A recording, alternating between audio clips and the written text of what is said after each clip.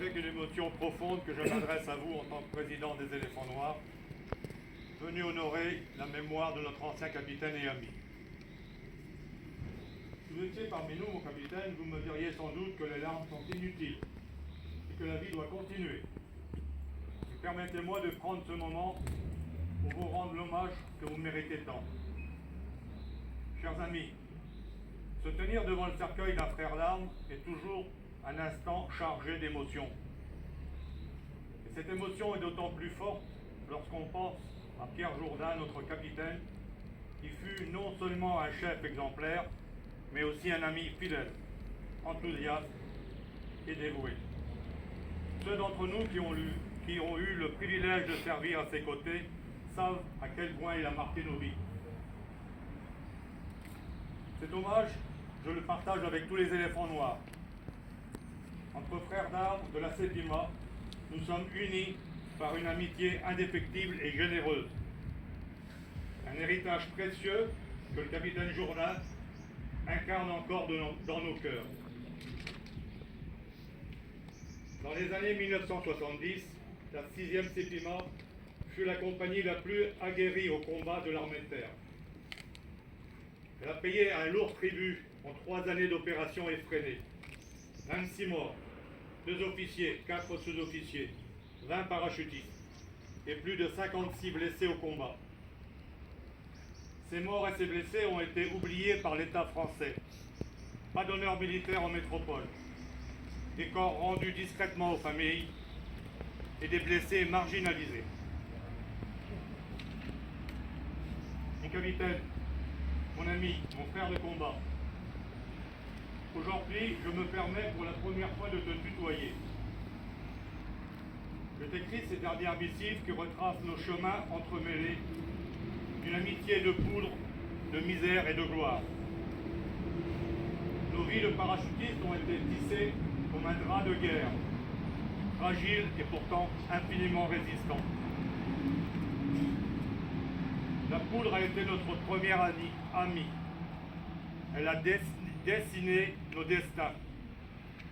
Nous étions ces parachutistes qui n'avaient peur de rien, ou plutôt qui transformaient la peur en énergie, en mouvement, en engagement. La misère, cette compagne fidèle nous suivait comme une ombre. Misère, des terrains hostiles, des nuits sans sommeil, des blessures invisibles. Misère des séparations, des camarades perdus, des silences assourdissants après les combats. Mais les éléphants noirs ont su transformer cette misère en force, en solidarité, en amitié. Puis venait la gloire. Non dans les médailles attribuées avec parcimonie ou dans des discours officiels, mais dans ces instants d'humanité partagée. Ces regards échangés lors des combats, ces poignées de main qui valaient tous les serments. Notre gloire était celle des soldats vrais, celle qui ne se raconte pas, mais qui se ressent, celle qui se vit intensément.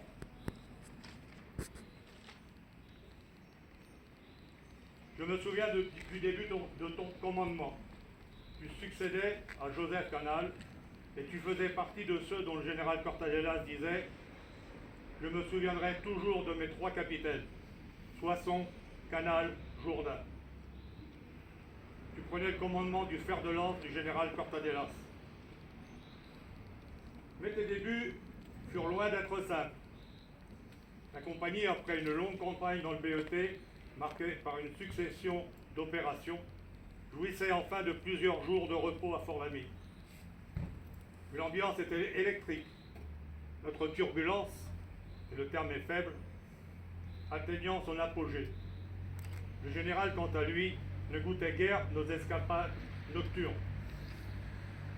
Tes nuits étaient souvent écourtées par le service de semaine, mais malgré tout, tu es resté ferme. Ton calme, ta bienveillance nous ont conquis. Grâce à toi, les éléphants noirs sont repartis rassemblés, confiants.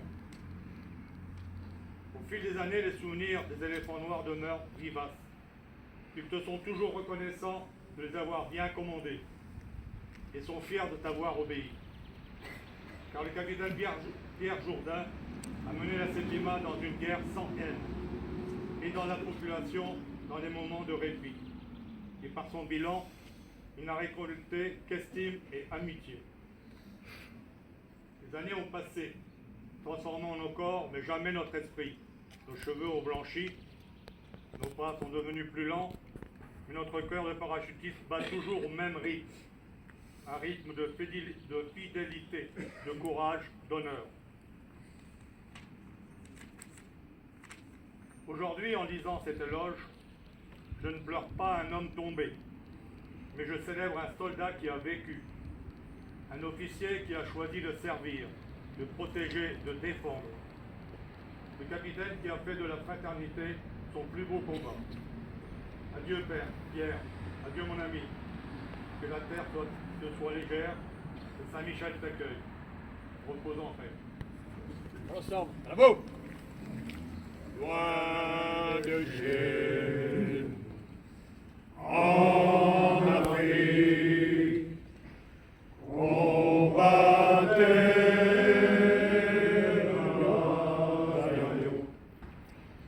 pour faire à la patrie sa splendeur, sa gloire et son renom, pour faire à la patrie sa splendeur, sa gloire et son renom.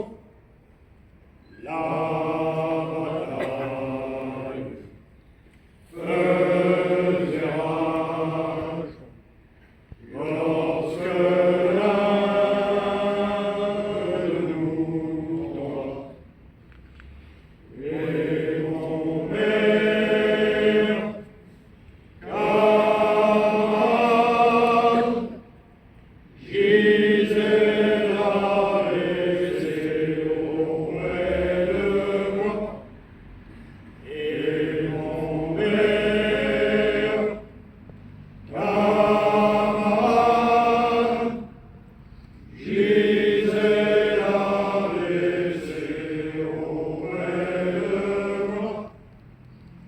Et ses lèvres murmuraient: si tu recouris